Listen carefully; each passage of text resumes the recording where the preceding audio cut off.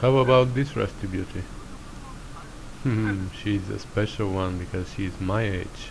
She will be 43 this year. So this is how everything started. I found this ad in Kijiji. It had only two pictures, and it was saying that the frame was rusted and the engine was dismantled and never put back again. Nothing else. But that was more than enough to attract my attention. So we went and saw her, and very soon she ended up in my rearview mirror. That was a couple of days ago, and this was the first time she was seeing a daylight since 1989. Can you imagine? 27 years she was sitting in the back of a shop which had no windows and no doors, nothing. It was absolutely dark, pitch dark for 27 years. Poor girl. So this is what she looked like when we went to pick her up. Something's missing here. Well, you'll see later where it was. And this is what the back of the shop looked like. Even with the lights on, it was so dark that I had to crank the ISO of my camera to 6400, I think. So I'm sorry about the bad quality of the video, but this is the best I could do in this dark environment. So with KJ, one of the guys that works with me in the shop, we started getting her ready for her first going out in 27 years. So we installed the hood, which was taken out for some reason. And then we had to change some tires. She had 3 flat tires, but not too flat, they were flat only at the bottom. So we changed only one actually because it was really torn, and the other 2 we were able to put some air in. Here again you can see what the shop looked like. Apart from these 2 project cars, everything else was dark and ugly.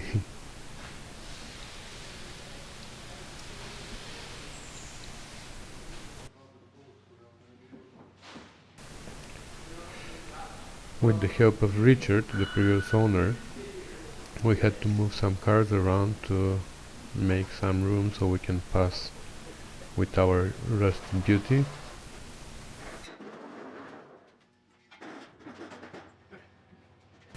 Obviously there was somebody in this shop who was in love with Beatles, because they were 4 or 5 at least all over the place.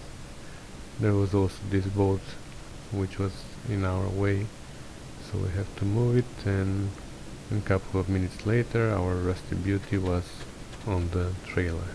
The backyard of that place was totally flooded, and it was a real challenge for us to load the car and parts. After a short trip, the newest member of the family of the Rusty Beauties was home, and she landed safely. This time there were more people around her, so there was no need to do anything extreme like my Spitfire and the 73 TR6.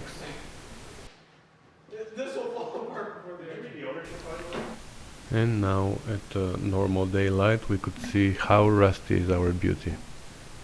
Well, it's not that bad actually. The body looks in decent shape, there's some surface rust here and there. Who knows what's underneath, but at least what's visible is not that bad.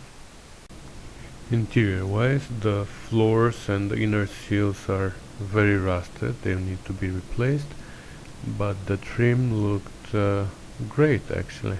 Seats are what amazed me, they are so nice and soft, and there were absolutely no tears on them. Really nice seats. And the engine bay on first look doesn't look that bad, but when you look closer, oh yeah, do you see the frame? It's missing, almost disappeared. And that's why the front tire is in this shape, so I'm gonna have to look at that. And finally the engine. The rest of the engine, very well organized in containers. So another fun project on the horizon. Can't wait to put my hands on it.